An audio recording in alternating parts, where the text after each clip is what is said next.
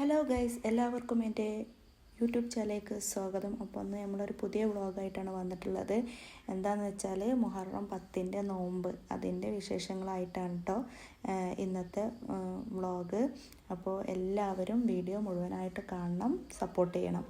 Okay, അപ്പോൾ ഇന്ന് രാവിലെ പ്രത്യേകിച്ച് ജോലികളൊന്നും ഉണ്ടായിരുന്നില്ല കേട്ടോ. അധികം അറിയാലോ, നോമ്പായതുകൊണ്ട് തന്നെ രാവിലെ അധികം ജോലികളും പണികളൊന്നും ഉണ്ടായിട്ടുണ്ടായിരുന്നില്ല. കുറച്ച് പാത്രം കഴുകാനും പിന്നെ കിച്ചണൊക്കെ ഒന്ന് ക്ലീനാക്കി ഇടാനും അത്രയൊക്കെ തന്നെ ഉണ്ടായിരുന്നുള്ളൂ. അതുകൊണ്ട് പിന്നെ നോമ്പാകുമ്പോൾ സാധാരണ വൈകുന്നേരം തന്നെയാണല്ലോ നമുക്ക് പണികളൊക്കെ ഉണ്ടാവുന്നത് അല്ലേ. അപ്പോൾ പിന്നെ കിച്ചണൊക്കെ ഒന്ന് ക്ലീൻ ചെയ്തിട്ടു. പ്രത്യേകിച്ച് ജോലികളൊന്നും ഉണ്ടായിരുന്നില്ല. ഇന്ന് വൈകുന്നേരത്തിന് പൂള ഇറച്ചിയും വെക്കാമെന്നാട്ടോ വിചാരിച്ചിരിക്കുന്നത്. ചില ഭാഗത്തൊക്കെ കപ്പ ബിരിയാണി എന്നൊക്കെ പറയും. അത് ഞങ്ങളിവിടെ പൂള ഇറച്ചി എന്നാട്ടോ പറയൽ. പൂള ഇറച്ചിയും വെക്കാമെന്നാണ് പറയല്. അത് പിന്നെ സിമ്പിളായിട്ടുള്ളൊരു കാര്യമാണല്ലോ, അതുകൊണ്ട് വല്ലാതെ ജോലിയും കാര്യങ്ങളൊന്നും വൈകുന്നേരത്തിനും ഇല്ല. പിന്നെ ഇത് പഞ്ചസാര ഇട്ട് വെക്കുന്ന പാത്രം കേട്ടോ. അപ്പോൾ പഞ്ചസാര തീർന്നിരുന്നു. അപ്പോൾ ഞാനതൊക്കെ ഒന്ന് കഴുകി വെച്ച് ഒന്ന് ഉണക്കി എടുത്തിട്ടാണ് അതിലോട്ട് പഞ്ചസാര ഇടുന്നത്.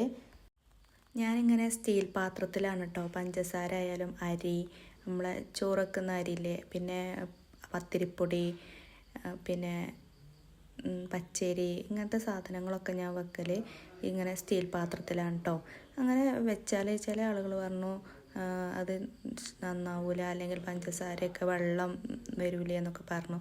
എനിക്കറിയില്ല. എന്തായാലും അതിനെക്കുറിച്ച് നിങ്ങൾക്ക് ആർക്കെങ്കിലും അറിയെങ്കിലും ഒന്ന് കമൻറ്റ് ബോക്സിൽ അറിയിക്കണേ. പിന്നെ നേരത്തെ പറഞ്ഞല്ലോ വൈകുന്നേരത്തിന് ഇറച്ചിയും പൂളിയാണ് ഉണ്ടാക്കുന്നത് എന്നുള്ളത്. അപ്പോൾ ഞാൻ പൂളയൊക്കെ ഒന്ന് തൊലി കളഞ്ഞ് കഴുകിയൊക്കെ ഒന്ന് വൃത്തിയാക്കി കട്ട് ചെയ്ത് വെക്കാമെന്ന് വിചാരിച്ചിട്ടോ. എന്നാൽ പിന്നെ വൈകുന്നേരം നമുക്ക് ഒന്ന് ക്ലീൻ ചെയ്യാൻ നിൽക്കും വേണ്ട. അതിൻ്റെ വേസ്റ്റും കാര്യങ്ങളൊക്കെ ഇപ്പോൾ തന്നെ ഒന്ന് കൊണ്ടുപോയി കളയും ചെയ്യാം. വൈകുന്നേരം ആകുമ്പോൾ പിന്നെ ആ ചളിയും മണ്ണും കാര്യങ്ങളൊക്കെ ഉണ്ടെങ്കിൽ അതൊന്നും പിന്നെ കൈമേലാവും വേണ്ട. കുളി കഴിഞ്ഞിട്ട് പിന്നെ അതൊക്കെ ചെയ്യാമെന്ന് പറയുന്നത് ഒരു താല്പര്യക്കുറവാണ് കേട്ടോ. അപ്പോൾ പൂളയൊക്കെ ഞാൻ വെക്കാൻ ഉദ്ദേശിക്കുന്നുണ്ടെങ്കിൽ തന്നെ ഞാൻ വൈകുന്നേരം 4 മണിക്ക് ചായക്ക് കഴിക്കണമെന്ന് തോന്നുകയാണെങ്കിൽ തന്നെ രാവിലെ തന്നെ എന്ത് ചെയ്യും, പൂളൊക്കെ ഇതേപോലെ തൊലി കളഞ്ഞിട്ട് കഴുകി വൃത്തിയാക്കി ഫ്രിഡ്ജിൽ കയറ്റി വെക്കുക, അല്ലെങ്കിൽ വെള്ളം ഒഴിച്ച് വെക്കും കേട്ടോ. പുറത്ത് തന്നെ അങ്ങനെ വെള്ളം ഒഴിച്ച് വെക്കും. അപ്പോൾ നല്ല പൂളയായിരിക്കും, കുഴപ്പമൊന്നും ഉണ്ടാവില്ല. അങ്ങനെ അതൊക്കെ സെറ്റാക്കിയാണ് രാവിലെ തന്നെ റെഡിയാക്കി വെച്ചിരുന്നിട്ടാ. ഇത് പിന്നെ വൈകുന്നേരം ആയപ്പോഴുള്ള വൈകുന്നേരത്തെ കാര്യങ്ങളാണ് ഞാൻ ചെയ്യുന്നത്. അതായത് കുറച്ച് ബീഫ് ഫ്രിഡ്ജിലുണ്ടായിരുന്നു, വേവിച്ച് വെച്ച ബീഫാണ്. അത് വെച്ചിട്ട് കുറച്ച് കട്ട്ലേറ്റും അതേപോലെ അതിൻ്റെ എല്ലും കുറച്ച് ബീഫിൻ്റെ നല്ല കഷ്ണങ്ങളൊക്കെ കൂടി എടുത്തിട്ടാണ് പൂളയ്ക്ക് ഇടുന്നത്. അതിന് വേണ്ടിയിട്ട് കട്ട്ലേറ്റ് ഉണ്ടാക്കാൻ വേണ്ടിയിട്ട് 2 ഉരുളക്കിഴങ്ങ് തൊലി കളഞ്ഞിട്ടത് കുക്കറിലൊന്ന് വേവിക്കാൻ വേണ്ടി വെച്ചിട്ടുണ്ട്. പിന്നെ ഈ കാണുന്നത് ചവ്വരി സാബുനരി എന്നും പറയില്ലേ, ഇത് ഒരു പാൽവാഴക്ക ഉണ്ടാക്കാമെന്ന് വിചാരിച്ചു. ഒരു പഴം ഉണ്ടായിരുന്നു, അപ്പോൾ പഴം നന്നായിട്ട് പഴുത്തിട്ടുണ്ടായിരുന്നു. അപ്പോൾ അത് വെറുതെ കളയണ്ടല്ലോ, എന്നാൽ ഒരു പാൽവാഴക്കും കൂടി ആയാൽ അതങ്ങനെ കുടിച്ചത് തീർന്നോളെന്ന് വിചാരിച്ചിട്ടാണ് ഞാൻ പാൽവാഴക്ക ഉണ്ടാക്കാൻ വേണ്ടിയിട്ട് ചവ്വരിയും കൂടി അടുപ്പത്ത് വെച്ചിട്ടുള്ളത് കേട്ടോ. പിന്നെ മറ്റേ അടുപ്പത്ത് ഞാൻ ഒരു ഫ്രൈ പാനിൽ ബീഫ് നല്ല തണുപ്പായിരുന്നു. അപ്പോൾ ജസ്റ്റ് ഒന്ന് കുറച്ച് എണ്ണ ഒഴിച്ചിട്ടൊന്ന് ചൂടാക്കി എടുത്താൽ അതിൻ്റെ തണുപ്പൊക്കെ ഒന്നാണ് പോയി കിട്ടിക്കോളും. അതിനിടയ്ക്ക് ഞാൻ ഈ ചവ്വരി ഒന്ന് ഇടയ്ക്കിടയ്ക്ക് ഇളക്കി കൊടുക്കുന്നുണ്ട് കേട്ടോ. ചവ്വരി അടുപ്പത്ത് വെച്ചിട്ട് അങ്ങനെ പോകരുത്. എപ്പോഴും നമ്മൾ ചവ്വരി ഇടയ്ക്കിടയ്ക്ക് വെച്ചിട്ട് ഇളക്കി കൊടുക്കണം, ഇല്ലെങ്കിൽ അത് പെട്ടെന്ന് അടി പിടിക്കാൻ സാധ്യത ഉണ്ട്. അപ്പോൾ അതൊന്ന് ശ്രദ്ധിക്കണം കേട്ടോ. ചവ്വരിന് 2 തരത്തിലുണ്ട് കേട്ടോ. ഒന്ന് പെട്ടെന്ന് വേവും ചെയ്യും, പിന്നെ ഒന്ന് ഒരു ക്രിസ്റ്റൽ രൂപത്തിലുള്ള ഒരു ചവ്വരി ഉണ്ട്. അപ്പോൾ എൻ്റെ കയ്യിലുള്ളത് കുറച്ച് ക്രിസ്റ്റൽ രൂപത്തിലുള്ള ചവ്വരിയാണ്. അതാകുമ്പോൾ കുറച്ച് സമയം എടുക്കും വെന്ത് കിട്ടാൻ വേണ്ടിയിട്ട്. ഇപ്പോൾ ചവ്വരിയൊക്കെ നന്നായി വെന്ത് വന്നിട്ടുണ്ട്. ഞാൻ അതിലേക്ക് 1 ഗ്ലാസ് പാലൊഴിച്ച് കൊടുക്കുന്നുണ്ട് കേട്ടോ. പാലൊഴിച്ചതിന് ശേഷം നന്നായിട്ടൊന്ന് തിളച്ച് വരണം. എന്നിട്ട് അതിന് ശേഷമാണ് പഴം ഇട്ട് കൊടുക്കേണ്ടത്.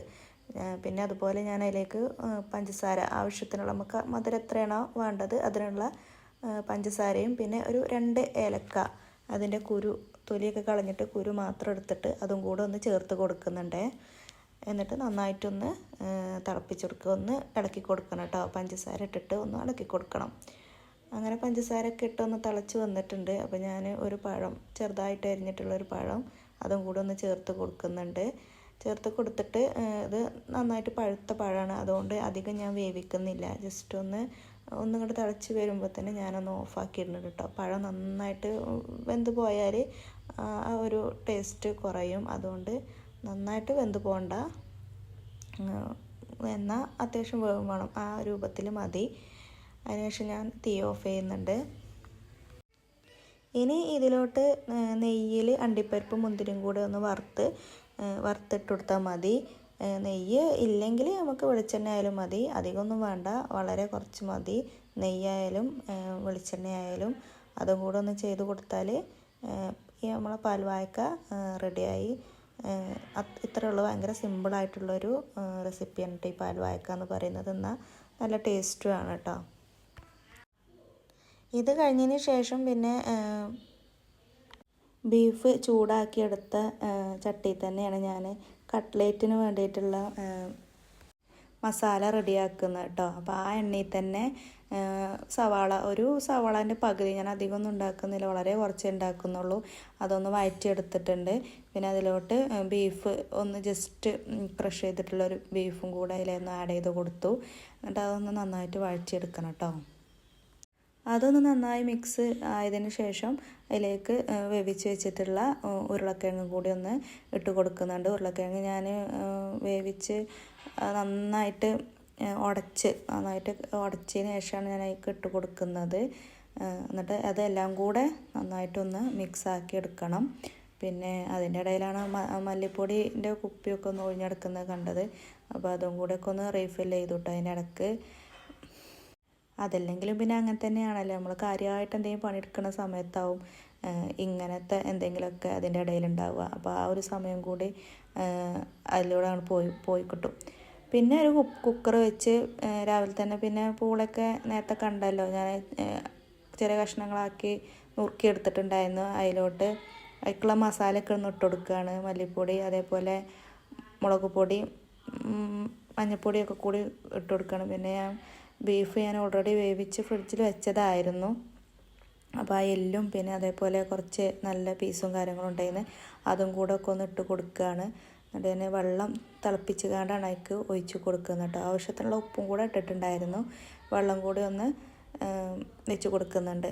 ചെറിയ അടുപ്പിലാട്ടോ ഞാൻ വെച്ചിട്ടുണ്ടായിരുന്നത്, കാരണം അല്ലെങ്കിൽ വലിയ അടുപ്പിൽ വെച്ചാൽ ചിലപ്പോൾ പെട്ടെന്ന് അടി പിടിക്കുമെന്ന് വിചാരിച്ചിട്ട് ചെറിയ അടുപ്പിലേക്കൊന്ന് മാറ്റി കൊടുക്കുകയും ചെയ്തു കേട്ടോ.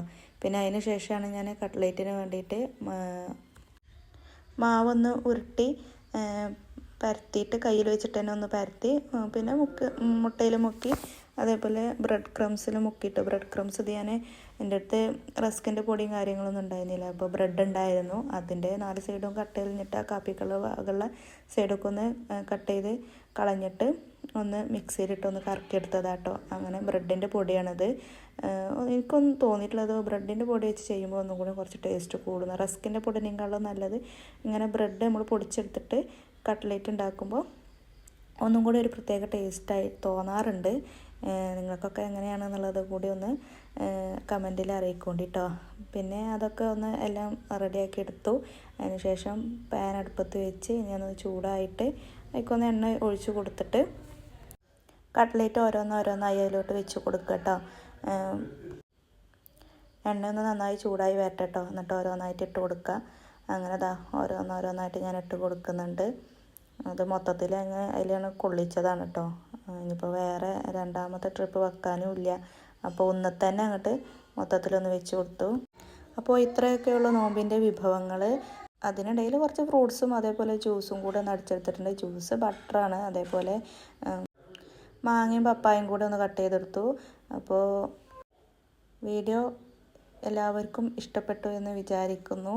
വീഡിയോ ഇഷ്ടമായാൽ എല്ലാവരും സബ്സ്ക്രൈബ് ചെയ്യുക, അതേപോലെ ലൈക്ക് ചെയ്യുക, ഷെയർ ചെയ്യുക, കമൻറ്റ് ചെയ്യുക. ഇനി നമുക്ക് അടുത്ത വീഡിയോയിൽ കാണാം. Tata, bye bye.